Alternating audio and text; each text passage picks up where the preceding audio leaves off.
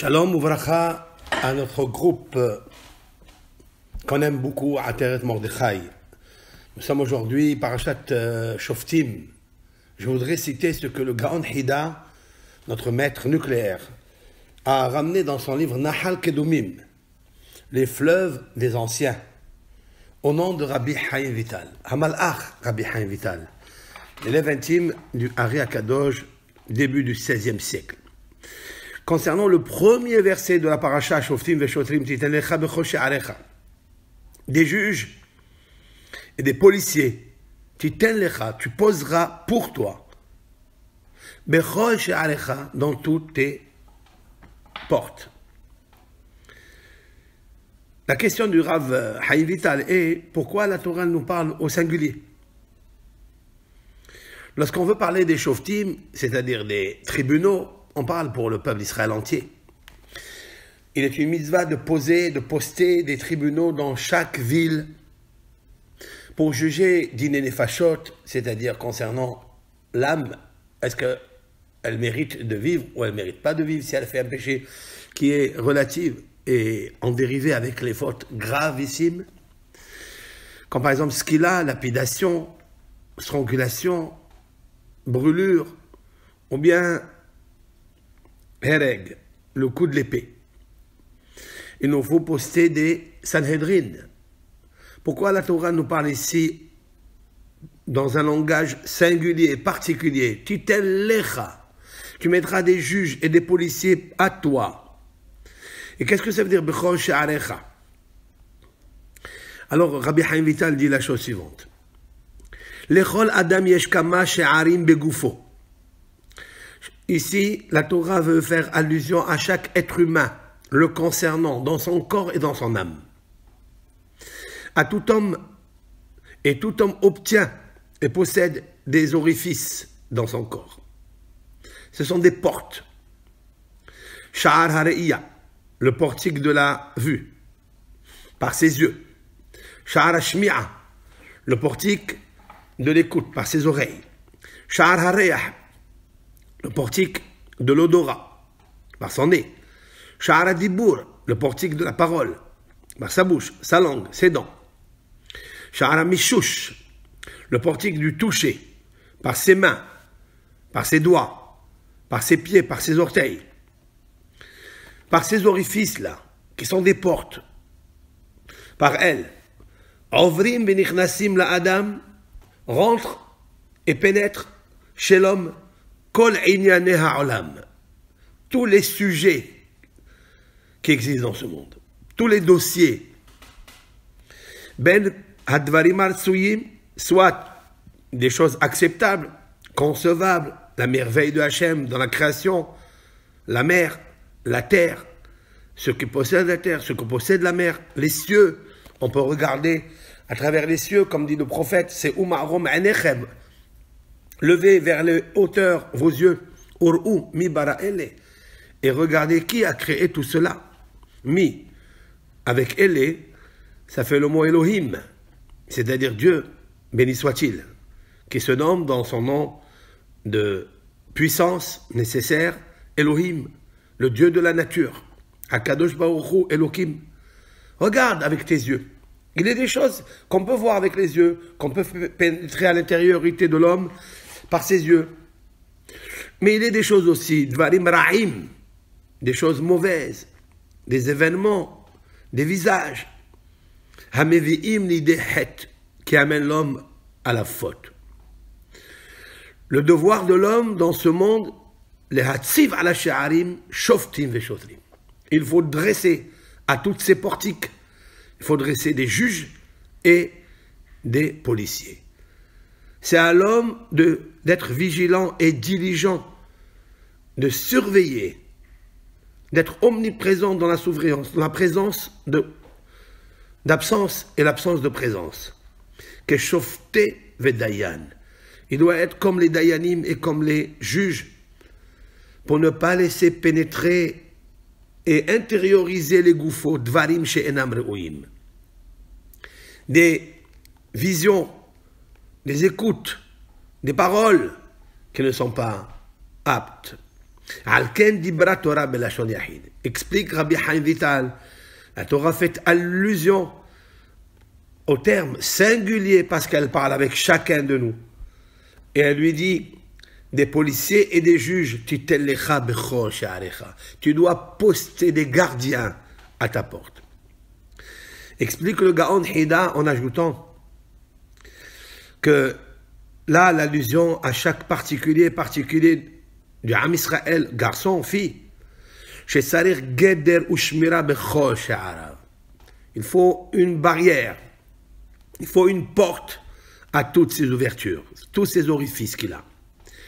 De ne pas avoir un visage interdit, de ne pas écouter une parole interdite, de ne pas regarder des choses qui n'appartiennent pas à la Neshama, et de ne pas sentir un mets, un plat interdit.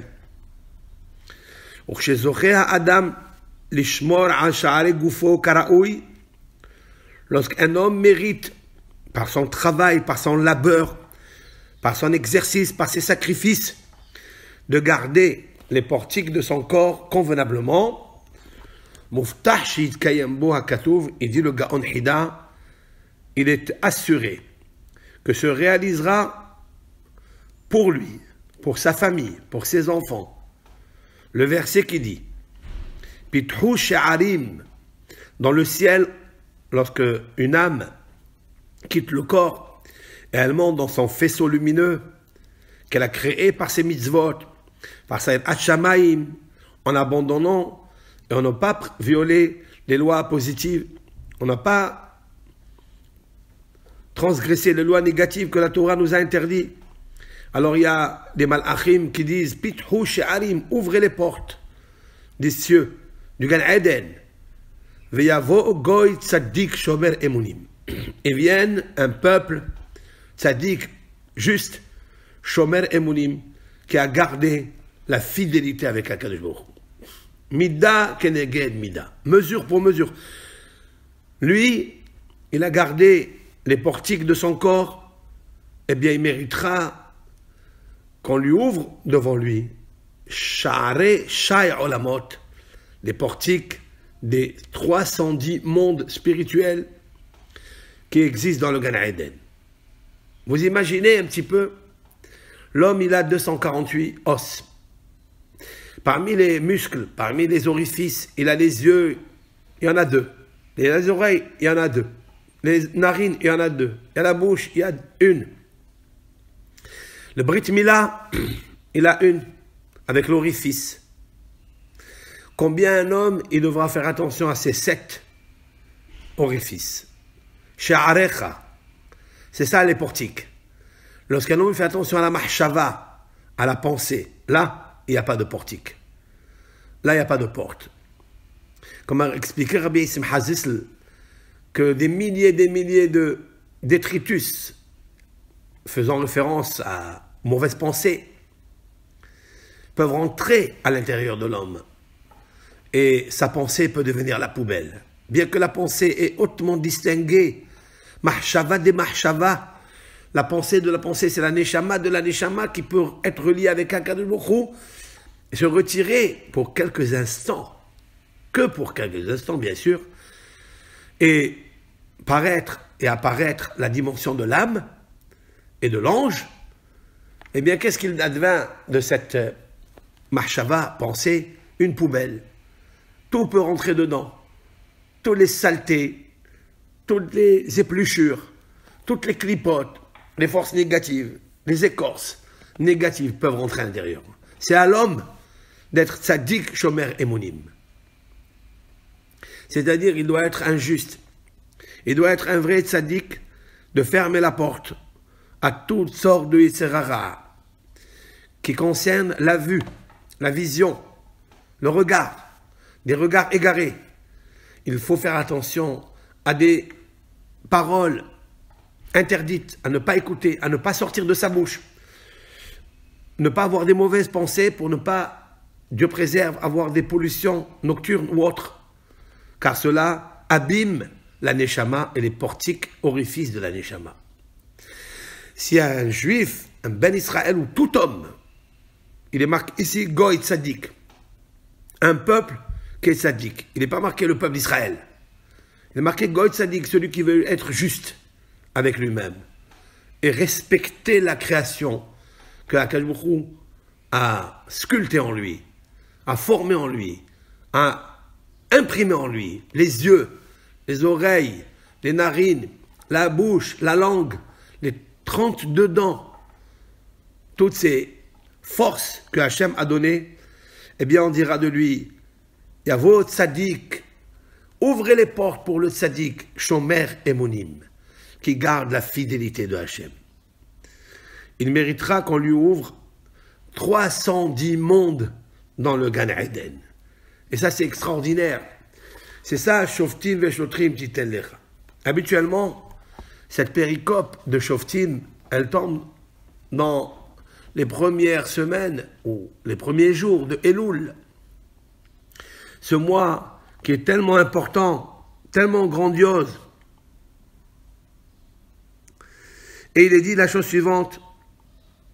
En effet, l'homme doit travailler dans Avodat Hashem, le service de Hashem Yitbarach, les 13 principes de la miséricorde et les 13 principes de la foi. Nous allons répéter tout au long des slihot, des tahanunim, c'est-à-dire des supplications et la demande des pardons à Akadosh Baruch Hu. La plus grande de la teshuva, c'est qu'il faut être ma'amin dans la teshuva. C'est qu'il faut avoir la foi, il faut avoir la confiance qu'il existe la notion de la teshuva. Nous avons rencontré plusieurs personnes. Nous avons discuté avec elles. Et ce qu'il sort de la discussion, la conclusion, elle est très claire, elle est très simple. C'est qu'il n'est pas ma'amin. C'est qu'il ne croit pas qu'il existe la notion de la teshuva, qu'il existe la notion que Akadosh Baruch Hu peut lui pardonner tout en une fraction de seconde. Même si hier, avant-hier, il était haï par le ciel, Dieu préserve. Il était condamné par le ciel. Il le sait. Il n'y a rien qui lui est réussi. Et même s'il a une réussite matérielle, il n'a pas un bonheur véritable, sincère, qu'il profite. Il n'a pas une satisfaction intense, dense. Quand il mange, c'est comme s'il mangeait du papier, comme s'il mangeait du sable. Pourquoi? Parce qu'il sait qu'il est responsable de ses actions, de ses visions, de ses écoutes, de ses mauvaises pensées négatives et autres. Il le sait. Donc il est tellement abîmé qu'il se désespère. Et il oublie. Il fait exprès de ne pas se rappeler qu'il existe la mitzvah de la teshuva. Et en quoi consiste la mitzvah de la teshuva? Pour devenir un nourrisson, un nouveau-né, en quoi consiste celle-ci? L'acceptation que tu as fauté. C'est tout. Lorsqu'une personne, un ben Israël, s'est éloigné de Akadosh Baruch Hu, et il s'est éloigné tellement loin, loin, loin, au point de dire, ça y est, j'ai fauté, je me suis assimilé, je ne fais plus Shabbat, je ne fais aucune mitzvah de la Torah. Mais il reste quand même le nitzutz à l'intérieur de lui. Il existe cette étincelle que jamais Akadosh Baruch Hu n'efface.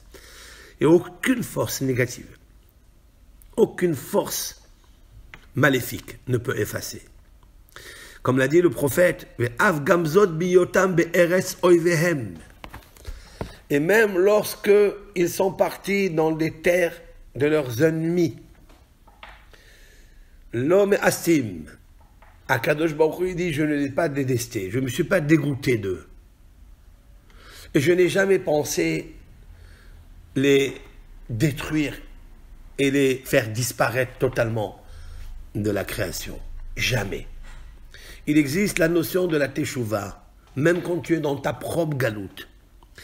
Et c'est ça peut-être, j'ajouterai sur ce verset explosif de la paracha. Shoftim veshotrim. Tu dois être un vrai juge. Qu'est-ce qu'un juge? Un juge, c'est quelqu'un qui n'a aucune relation, intérêt avec quiconque.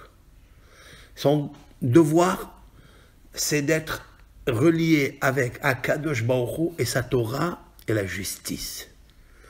C'est de réguler et de régler toutes les forces négatives qui sont venues s'imbiber, se noyer dans la Kedusha. Lorsqu'un Ben Israël vole, lorsqu'un Ben Israël commet l'adultère, lorsqu'un Ben Israël est envieux, qu'est-ce que ça veut dire? Qu'il n'est plus un Ben Israël? Non, il est un Ben Israël. Il a la Neshama d'Israël. Ça, il faut qu'il le sache.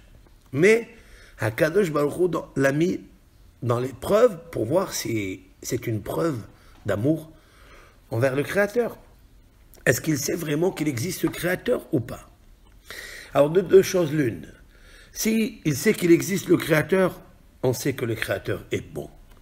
Et que tout le monde a été créé, comme l'explique Ramchal. Rabbi Moshe Chaim Luzzatto, tiré du Zohar, bien sûr. Tov v'yachar Hashem. Aken yoreh hata'im badarech. De Hashem est bon. Hashem, il va éclairer, il va énoncer, il va donner la feuille de route à l'homme pour qu'il retrouve la sincérité, pour qu'il retrouve le bonheur devant HaKadosh Baruch Hu et devant son propre jugement.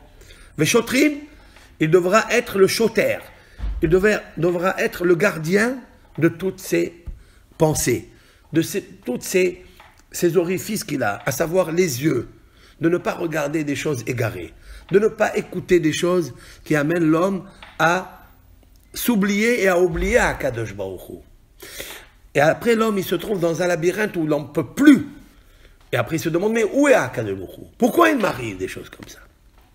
Alors la Torah, vivante, elle vient lui dire, Shoftim veshotrim titen lecha. Ça veut dire titen, tu n'as qu'à poser toi.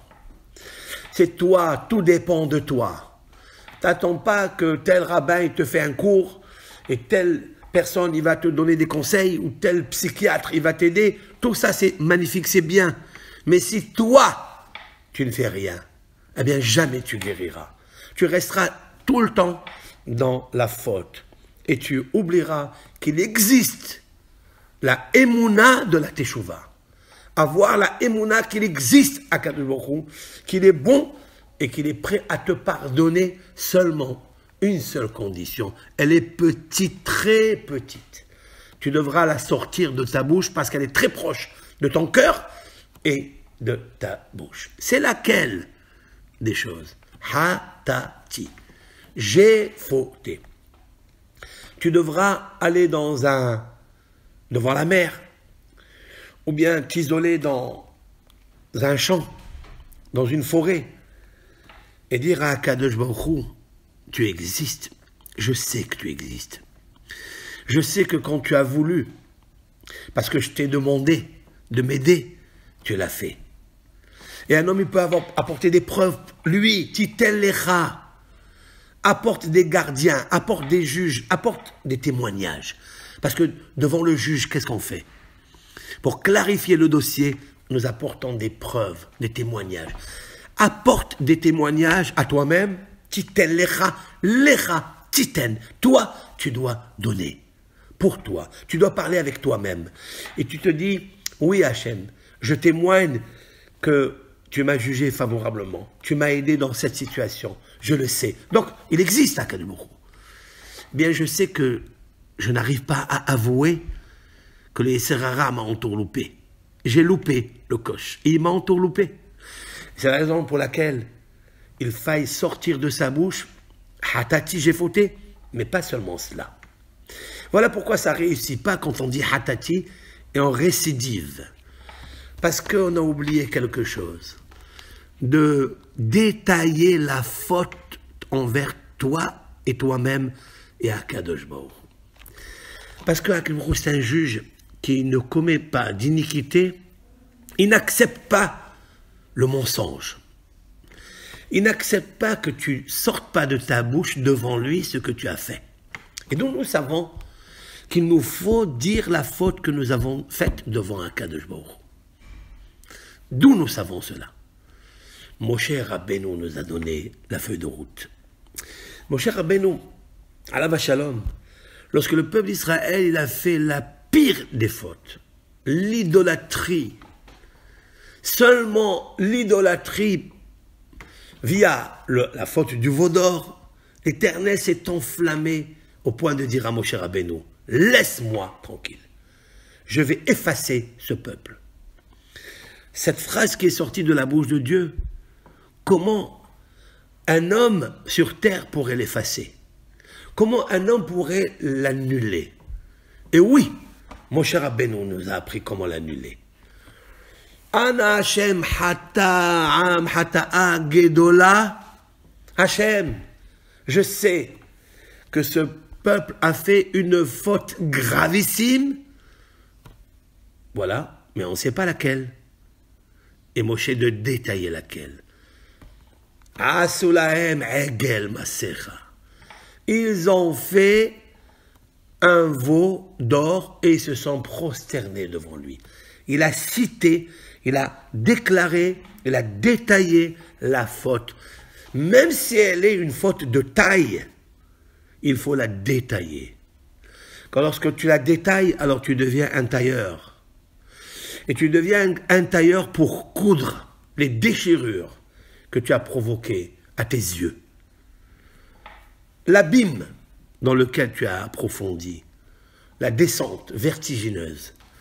Lorsque tu as détaillé ce que tu as fait à Kadosh Baruch Hu, entre toi et à Kadosh Baruch Hu, alors, l'Éternel, il t'ouvre toutes les portes.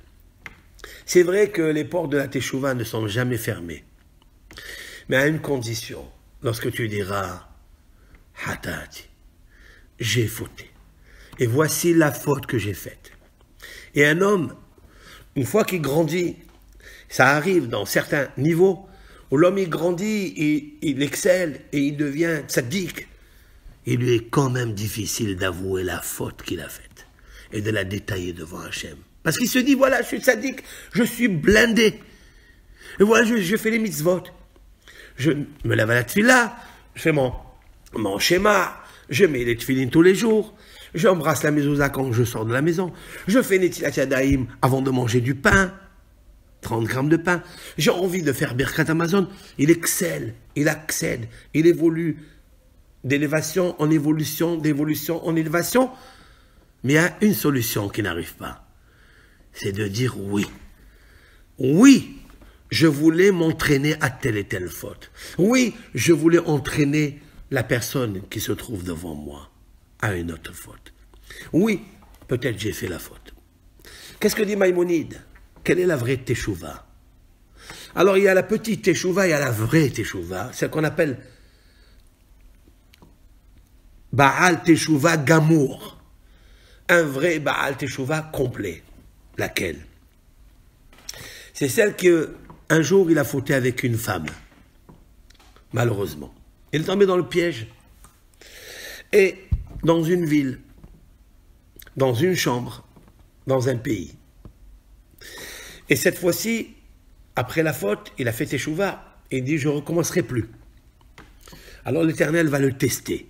Il va le tester.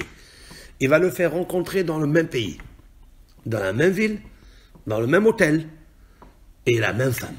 Pas une autre, la même. Et il a encore envie de faire la Avera. Et il se retient. Il s'abstient. Celui-ci, c'est un tzaddik gamour. Celui-ci, il a fait faire témoigner le juge qui est à Kadosh Baruch Hu, comme explique un Rambam au nom de la Gemara, Ad sheya'id alav yodeya ta'alumot, shelo yashuv od lahet hazeh. Un Baal Teshuvah doit approfondir la Teshuvah, doit accepter sur lui la décision finale de ne plus faire rentrer dans son cœur l'amour d'une autre personne, à part sa femme. De ne pas faire rentrer la haine sur son camarade s'il lui a demandé pardon. De reconsidérer l'amitié avec son camarade s'il lui a demandé pardon. Ça s'appelle le shlemut, la shalem. D'être un homme shalem, sans avoir d'argumentation négative sur l'un ou l'autre, ou projeter des mauvais jugements sur l'un et l'autre. Un jour, un élève est venu voir le Hazon Ish, Alav Shalom, Rabbi Yeshayahu Karlitz. Il lui a dit, Rabbi, j'ai fauté envers toi en telle année. Veuillez-vous me pardonner, s'il vous plaît? Est-ce que vous n'êtes pas exigeant? Est-ce que dans votre cœur, vous n'avez pas quelque chose contre moi, même que vous ne me montrez pas? Alors le Hazon Ish de lui répondre, dans mon calepin, dans mon calendrier, n'existe pas la Hakpada. Je ne sais pas ce que c'est être exigeant sur un frère. Si tu as fait quelque chose, ça n'est pas toi qui l'as fait. Tu n'es qu'une petite marionnette devant la dictée de Hachem Yitbarach, devant le décret, pour que je puisse m'arranger, m'améliorer, pour que je puisse te servir à Kadosh Baruch Hu convenablement. Si la Torah, elle a donné des halachot, des lois et des tables de la loi, c'est que ces lois, ils doivent amener à ta table toutes les personnes qu'un jour tu les as éloignées, ou ils t'ont éloigné. Tu devras les ramener grâce aux tables de la loi. C'est ça la loi. C'est ça, Shoftim Veshotrim, dit Elicha. Les Shoftim, je voudrais dire avec l'aide de Hachem, ma petite explication, faites maison. Les Shoftim, c'est tous les Mishpatim de la Torah. Lorsque tu consultes les Mishpatim de la Torah, les lois de la Torah, les statuts, c'est-à-dire les lois rationnelles, tu verras que toutes les lois, elles ont un goût, elles ont un bonheur à l'intérieur d'elles, elles ont un miel à l'intérieur d'elles. Mais la seule différence, c'est que tu n'as jamais goûté ce miel. Si tu prends ce miel, tu le rentres à l'intérieur de ton cœur, eh bien, il expulsera le fiel qui existe en toi. La vengeance, la haine, la jalousie, la course aux honneurs, la course à l'argent, la course à la luxure, au plaisir charnel, au désir charnel, à la consommation et la boulimie de la nourriture. Tout cela, tu ne sentiras plus rien pour cela, parce que le goût du miel de la Torah, des mishpatim, des shoftim, alors tu deviens un shoter. Un shoter, cela veut dire un gardien de toi-même. Tu ne veux plus rentrer les choses extérieures à tes yeux, des choses négatives, la sitra ahara, la tum'a qui est à l'extérieur. Tu ne veux plus qu'elle rentre dans tes yeux, parce que quand elle rentre dans tes yeux, elle va s'infiltrer à travers des filtres. Elle va entrer dans ton cœur. Et lorsqu'elle s'installe là, ton cœur devient mauvais. Il devient lourd. Il devient triste. Il ne ressent plus l'émotion de la tfila, l'émotion et la chaleur de la mitzvah. Il ne ressent plus le pauvre à qui il doit aider. Il ne voit plus avec ses yeux la femme veuve qu'il doit aider et les enfants qu'elle a, que son mari n'est plus de ce monde. Il ne ressent plus rien. Et c'est ça qu'il faut corriger dans cette paracha. Quand tu corriges cela, alors ton esprit devient brillant. Ton esprit devient bouclier. Il ne laisse plus rentrer aucune chose négative. Parce que cette négativité va t'amener à la dépression. Parce que Akadosh Baruch Hu, il a créé sa machine, l'homme. Mais il a créé la feuille de route avec, lisons bien la feuille de route, comme quelqu'un qui veut passer un permis de conduire, il doit bien étudier son code, sinon il fait des catastrophes. Il va faire des dégâts énormes. Et c'est là que Akadosh Baruch Hu nous dit, Parashat Shoftim. Alors, le Midrash pose la question, pourquoi la paracha de Shoftim, elle est rapprochée à la paracha des Dayanim? C'est-à-dire, la paracha des Dayanim, elle est rapprochée à la paracha du Mizbeach, des sacrifices. Amar Rish Lakish, voici la raison. Kol ha-marmid dayan she'eno hagun. Tout celui qui met en poste un juge qui n'est pas convenable. Qu'est-ce que ça veut dire un juge qui n'est pas convenable? Nous allons expliquer avec l'aide de Hachem cela.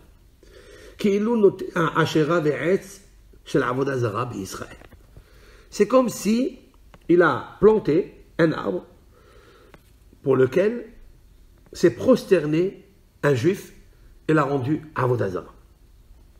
Chez Nehemar, comme il est dit, Shoftim veshotrim titel lecha.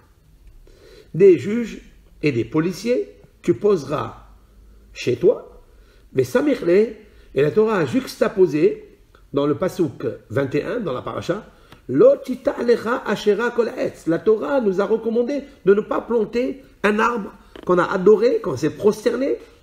Kol etz, tout arbre. Qu'est-ce que c'est un etz? Le Midrash dit etz mashmah dayan. Le etz, c'est un arbre. Et un arbre, le mot etz veut dire aussi un dayan, un juge. D'où on le sait cela? Et il apporte le Midrash ce qu'il écrit dans le Sefer Devarim, dans le chapitre 20, verset 19, c'est marqué qu'il y a un Adam etz hasadeh. Car l'homme est l'arbre des champs. Vedoshim shakavana al talmid chacham. Nos sages ont dit, qui est cet homme qui est l'arbre des champs? C'est le sage.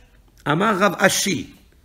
Le Midrash poursuit au nom de Rav Ashi, qui est un des derniers maîtres qui a conclu et fini, clôturé le Talmud. D'ailleurs, Maïmonide, lorsqu'il compte les 40 générations, depuis Moshe Rabbeinu, c'est-à-dire la réception de la Torah, et la transmission d'un maître à son élève, parmi les prophètes, etc., comme l'explique le premier chapitre du Pirkei Avot, Moshe Kibel Torah Messinai, Psara Yoshua, Shoal Eskinim, etc., ben, il est marqué là-bas que Akadosh Baruch Hu, il a donné 40 générations. Lorsqu'il a nommé les 40 générations depuis Moshe Rabbeinu jusqu'à Rav Ashi. Et j'ai trouvé d'ailleurs un remèze, une allusion exceptionnelle dans la Torah, que Moshe Rabbeinu va avoir 40 générations jusqu'à Rav Ashi, parce que Moshe Rabbeinu a compris que tout celui qui ne sait rien, même qu'il a une connaissance éblouissante devant toutes les doctrines, les 7 merveilles de la Bible, à savoir la Torah qui est composée de 7 sciences, dans la médecine, l'algèbre, l'astrologie, l'astronomie, la médecine, il y a tout dans la Torah. Et Moshe Rabbeinu, il s'est dit ce que Rav Nachman de Breslev un jour il a dit, mais c'est Moshe Rabbeinu qui l'a dit. Et la sagesse, mais aïn timatse. Chez qui elle se trouve la sagesse? Celui qui pense qu'il n'a pas de sagesse. Rav Nachman de Breslev l'a dit dans une de ses torotes. C'est une parole merveilleuse. Mais en fait, c'est un passouk dans le livre de Job. Quel est le vrai sage? C'est celui qui sait qu'il n'est pas sage. Parce que la sagesse, on ne peut jamais la goûter, tellement qu'elle est grandiose et incommensurable. Et celui qui dit « je ne sais pas », c'est celui qui est grand. Et avant d'aller au remèze, il me vient à l'idée ce que Rashi, le candélabre lumineux, comme l'a appelé l'ange Haramban, Nahmanide, dans son commentaire sur Bereshit, dans la préparation de son commentaire, Nahmanide a dit qu'il m'est très difficile d'expliquer la Torah. Qui suis-je? Je suis une poussière. Je suis constitué de 5 liquides qui sentent mauvais dans mon corps. Tellement il s'est raffiné, il s'est tellement humilié devant la lumière intense de la Torah. Et il s'est dit à Haramban, je ne peux pas l'expliquer parce que je suis un homme. Et un homme est faillible. Et un homme doit et fait des erreurs, malheureusement. Mais Haramban, il a été poussé par la volonté d'être l'écrivain du plus célèbre commentaire de la Bible après Rashi, je dis, parce que Rashi c'est le prince des commentateurs. Et Rashi, et Haramban, il dit, quand j'ai vu le candélabre lumineux, Rabbeinu Shlomo Yitzhaki, Rashi Alav Shalom, qui a expliqué, commenté la Torah, j'ai appris qu'il était autorisé de l'expliquer. Mais attention, j'ai suivi pas à pas la traçabilité, l'explication de Rashi, en commentant ce qu'il dit, en renforçant ce qu'il dit. Et de temps en temps, j'ai apporté des midrashim qui expliquent autrement, parce que la Torah, elle est comme le patish, il faut cesser là. C'est-à-dire, lorsque vous prenez un marteau et vous frappez un rocher, il y a des étincelles, des milliards d'étincelles qui peuvent exploser et éclairer l'entourage.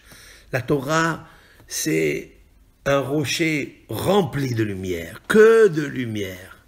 Il est rempli aussi du miel et du lait et du vin et de l'eau qui étanche la soif, qui ne font pas grossir. Cela veut dire que la Torah, elle te donne des choses pour te rendre heureux. Et Aramban s'est précipité pour aller donner ce miel dans ses commentaires. Après lui, il a suivi Rabbi Haim ben Attar. Après lui, il a suivi le Sforno. Après lui, tous les rabbanim, le Kliakar, Rabbi Ephraim de Lonchiz, qui a expliqué comment la Torah pour nous donner cette délectation extraordinaire qu'on n'a pas encore goûté. Et d'ailleurs, le psaume du grand psalmiste qui dit « Ta'amu ur'u kitov Adonai » Goûtez et vous verrez que l'Éternel est bon.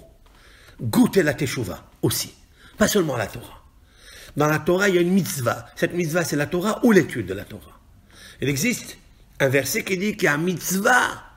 Car cette mitzvah-là, c'est quelle mitzvah? Elle n'est pas loin de toi. Elle est dans ta bouche et dans tes lèvres et dans ton cœur pour la réaliser. C'est quelle mitzvah? Nachmanide et Maïmonide discutent.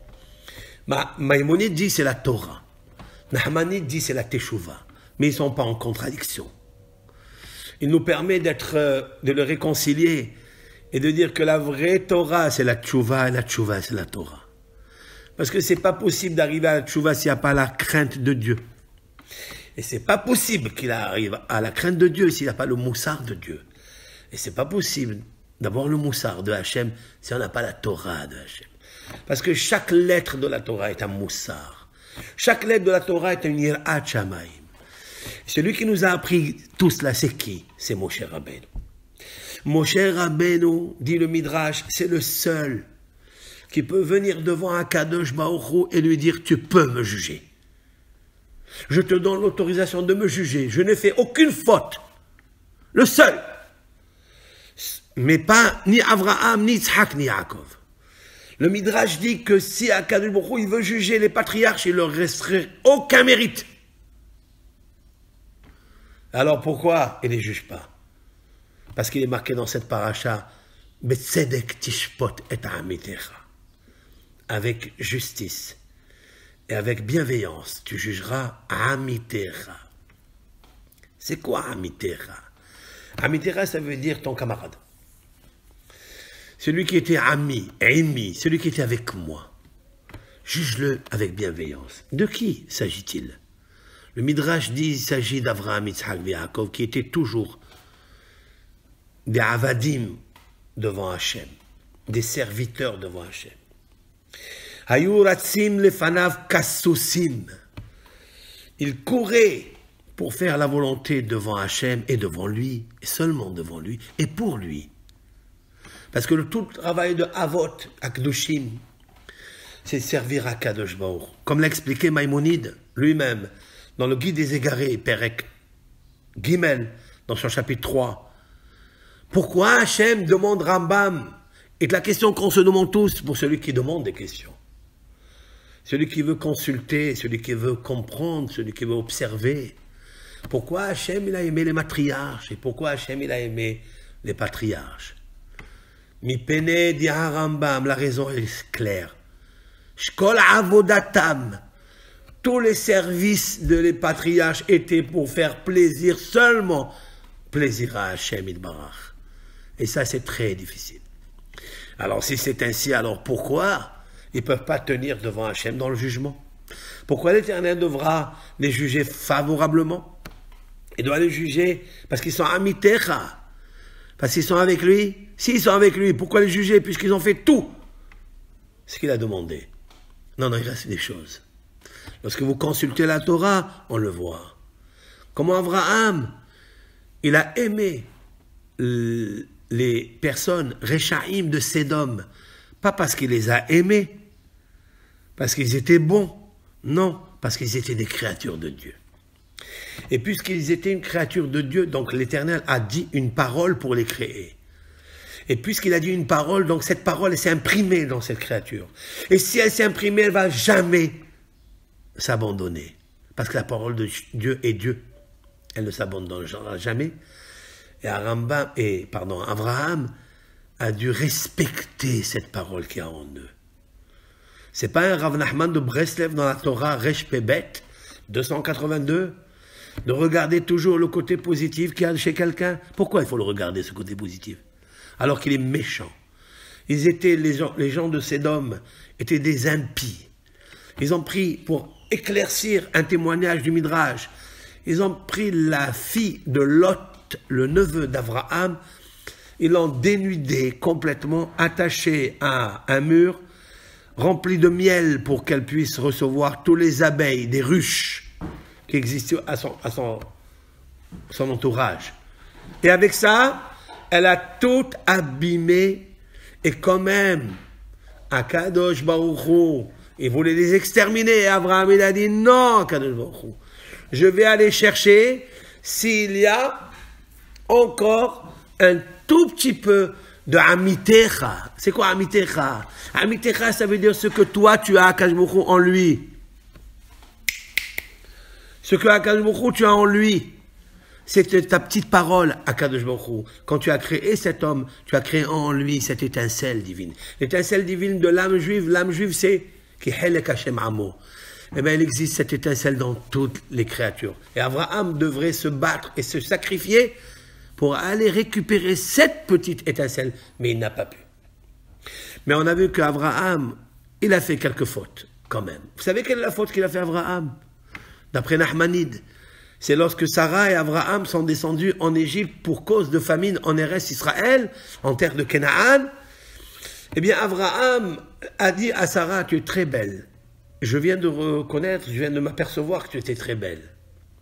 J'ai peur que les Égyptiens qui sont de couleur et de peau, pas comme la tienne, eh bien, j'ai peur qu'ils te prennent à toi et qu'ils me tuent à moi. Qu'est-ce qu'a fait Abraham? Sagar Otah Batteva.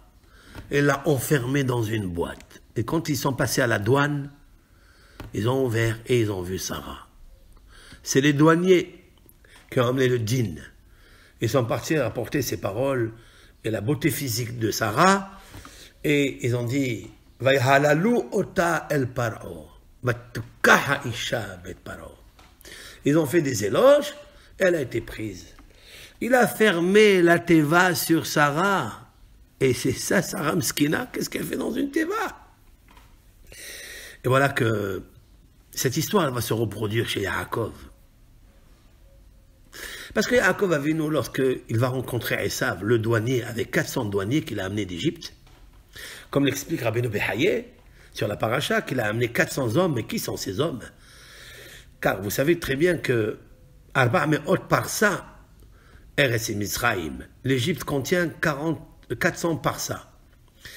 Et sur chaque 40 parsa, il y avait un douanier. Il est allé acheter en Égypte tous les 400 douaniers pour aller venir faire le dîn à Yaakov Avinu. Yaakov Avinu avait des garçons, mais il avait aussi une fille, Dina. Et la Torah nous prive. Lorsqu'elle énumère, elle énumère le nom des Shevatim, pour aller à la rencontre de Esav, elle nous prive du prénom Dina. Parce que Yaakov, il a compris que le din des douaniers allait arriver, donc il a pris Dina, qui est le din, et il l'a caché dans une boîte, comme l'a fait Abraham à Sarah. Et là, il a été puni. Tu n'as pas voulu, disent nos sages, la marier à ton frère, à Esav, parce que peut-être elle se marie avec lui, elle le ramène à la Torah. Et comment elle va faire, cette petite Dina, pour le ramener à ce rachat Gamour, qui est Esav? Mais elle a le principe de Rav Nachman de Breslev, qu'il faut juger tout le monde avec bienveillance, parce qu'il a une petite étincelle à l'intérieur de lui. Celle-là, il faut la récupérer. Elle aurait pu enflammer cette petite étincelle, même si elle est dans un corps obscur, occulte, noir. Elle peut le ramener en éclairant cette petite bougie.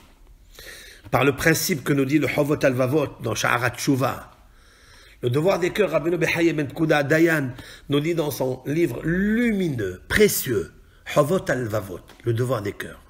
Parce que le devoir des mains et des gestes et des mouvements et des paroles, nous savons tous le faire. Explique le Rav dans sa préface.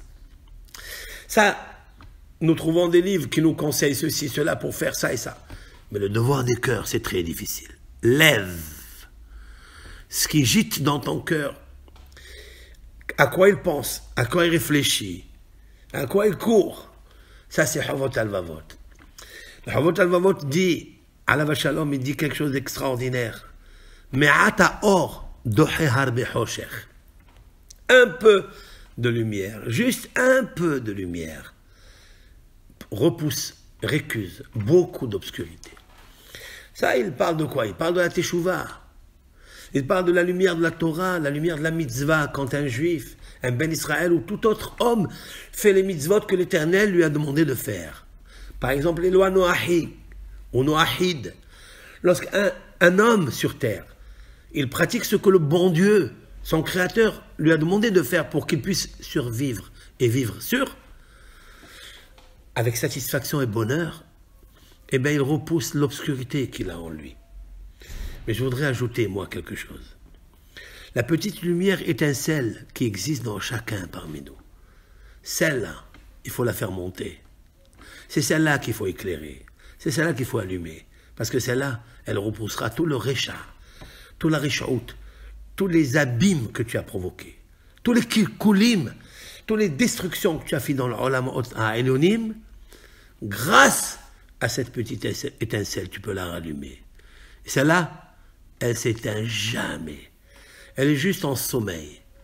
Elle s'est réservée à un endroit dans les cavités du labyrinthe. Elle est entachée et elle est emprisonnée par les forces négatives des chotrim et des shoftim négatives. Mais si tu la rallumes, si tu parles avec Akadosh Baruch Hu, tu lui dis à Akadosh Baruch Hu, je veux m'approcher de toi. Alors sors-le de ta bouche. Peut-être, un homme, je vais imaginer quelque chose avec vous, en même temps que vous. Un homme qui a subi une morsure d'un serpent, vous savez qu'il est de nature que ce poison s'infiltre petit à petit, à dose infinitésimale, c'est-à-dire homéopathique, dans le corps de cet humain. Elles rentrent petit à petit, et elles font après les dégâts qui ne s'attendaient pas. Alors comment on guérit cela? En faisant sortir bien sûr le venin, et immédiatement. Si on tarde de le sortir, il va faire son travail, et on peut considérer déjà l'échec de la vie de cet homme-là. Parce que la morsure est une mort qui est sûre. Et pour être sûr la mort, c'est-à-dire au-dessus et la dépasser et l'éviter, eh bien il faut enlever tout de suite et immédiatement ce venin. En l'enlevant, en l'extrayant de lui, l'extirpant de lui, il commencera à vivre, ou plutôt ne pas mourir. Vous savez ce que c'est le venin qui existe dans l'homme, que le poison du serpent lui a infiltré et qu'il a fait des métastases dans tout le corps. Vous savez pourquoi il est encore dans le corps? Parce que nous ne l'avons pas sorti encore. Et pourquoi on ne l'a pas sorti? Parce que nous n'avons pas dit hatati. Faire sortir la morsure, le poison que le Serara nous a fait rentrer jusqu'à là, et combien de poisons de toutes sortes et de toutes sortes de serpents. Parce qu'il existe plusieurs serpents. Il existe 7 sortes de serpents, et chaque serpent a 7 têtes. Comme l'explique la Gemara dans le traité Hagiga, il en a 7. Il s'appelle Mirchol, il s'appelle Het, il s'appelle Havon, il a toutes sortes de têtes, et il vient avec des conditions et des déguisements, et tu n'as pas encore dévisagé la couleur, le volume, le feu de ce serpent. Il est en toi, en fait. Comment tu vas le faire sortir? Ha-ta-ti. J'ai fauté, et tu détailles la faute. Tu dis à quel moment, oui, j'ai fait ça. J'avoue que j'ai fait ça. Quand vous arrivez à cette humiliation de vous-même avec vous-même, vous allez accomplir ce que dit le grand Païtan, Rabbeinu Shmuel ben Gavirol. Il dit quelque chose de grandiose. Et je cite les 3 mots qui sont très fortes. Le Baal Tshuva doit dire à Hachem, Ani, Boreach, Mimcha, Elecha. Je traduis. Hachem, créateur du monde, je me sauve de toi pour aller vers toi. Retenez cette phrase d'une profondeur incroyable, insoupçonnée. Hachem Yitbarach, je me sauve de toi, mais vers toi. Cela veut dire que l'homme, en fait, il se sauve de Hachem parce qu'il sait à l'intérieur de lui que Dieu, il est grand. Mais le fait de savoir qu'il est grand, cela l'approche à Hachem et le rapproche à lui. Parce que là, il s'approche à lui-même, c'est-à-dire l'homme à lui-même, parce qu'il reconnaît qu'il a fauté devant la grandeur de Dieu. J'ajouterai un grand conseil, très grand l'écouter etzot du Havot Alvavot. Je voudrais accueillir et recueillir et le dispatcher cette phrase du Havot Alvavot, qu'a repris d'ailleurs Rabbeinu Yonah Girondi dans son classique Les Portiques de la Teshuvah, qu'il nous faut lire et répéter pendant ces périodes de miséricorde. Hachem, c'est que le Havot Alvavot dit Al tabit les katnut avera chez Asita. Ne regarde jamais la petitesse de la avera que tu as faite. Et là, les gadlut aboré les mi chez hatata lo olefanav. Mais regarde seulement la grandeur du Créateur, de ton bienfaiseur, devant qui tu as fauté pour lui et contre lui et à son égard. Alors tu t'égares. Lorsque tu regardes la petite faute que tu as faite et tu ne regardes pas la grandeur, tu resteras toujours petit. Et dans ta teshuva, tu croiras jamais qu'il faut faire teshuva. Parce que tu as dit, ça y est, j'ai abîmé. Est-ce que quelqu'un qui a commis l'adultère, il peut rattraper cette faute? Est-ce qu'il peut l'effacer? Est-ce que quelqu'un qui a commis un crime, il peut l'effacer? Est-ce que quelqu'un qui a volé, oui, il peut rendre. Mais s'il n'a pas encore rendu, il ne connaît plus, il ne rencontre plus la personne qui l'a volé, est-ce qu'il peut faire teshuva? Alors comment croire en la teshuva? La réponse, c'est qu'Akadosh Baruch Hu, il a considéré ta bonne volonté et l'acceptation de l'avouement de ta volonté. Lorsque tu avoues ta volonté, tu vomis le venin que tu as mis en toi, qui est en toi, qui travaille en toi, qui te crée des perturbations, des dépressions, des angoisses et des inculpations, des culpabilités, malheureusement. À toi de sortir le venin. Et le code est, sors-le devant le grandeur de Hachem Yitbarach. Parle à Hachem Yitbarach, il est grand, de partout tu le vois. Comme cette personne qui m'a dit, où vous voyez Akadosh Baruch Hu, Rav? Je lui ai dit, cher élève, où tu ne le vois pas? Il est de partout, devant toi. Mais ne pense pas qu'il est un être humain et que tu es plus grand que lui. Parce que l'homme, il pense que Dieu est un être humain. Et est-ce que l'homme, vraiment, il pense que Dieu est un être humain? Eh bien oui, il pense qu'il est être humain. Nous, on le sait. Ben, il est inversé dans la Bible. Non, normalement, il est en plus pour nous, les sages que nous sommes. Il est écrit de la bouche des prophètes des nations, Bilaam. Bilaam dans la paracha de Balak. Lo ish hu vichazev, velo adam vitneham. L'Éternel n'est pas un homme pour qu'il s'attriste ou qu'il dise du mensonge, ni un homme pour accepter les consolations ou les condoléances ou les regrets. Chers amis, chers frères, ce verset n'est pas fortuit, n'est pas en plus dans la Torah. Mais est-ce que j'ai pensé à un moment que Dieu est un homme qui peut regretter? Est-ce que c'est possible de parler de Dieu de cette façon? La réponse, oui. Parce que l'homme, il est tellement orgueilleux de lui-même, il est tellement égaux, tellement il s'aime, qu'il pense qu'il n'y a pas plus grand que lui. Même Dieu, ça peut être un homme et tout petit devant lui. Il vient à la Torah, elle te dit non, attention à toi. Moshe Rabbeinu, encore une deuxième preuve. Moshe Rabbeinu, après avoir reçu la Torah, il leur dit, regardez ce que vous avez entendu et ce que vous avez vu. Qu'est-ce que ça veut dire? Vous avez vu ce qu'on entend, c'est-à-dire les voix, et vous avez entendu ce qu'on écrit, les lettres. Vous êtes monté à un niveau tellement grandiose. Vous avez vu des voix et vous avez entendu des lettres. Ça veut dire que lorsque Dieu parlait avec eux, il ne faut pas s'imaginer qu'il a sorti de sa bouche des lettres et des paroles et ils ont entendu cela. Non. Juste, ils ont vu ce qu'on entend et ils ont entendu les lettres que l'on doit voir.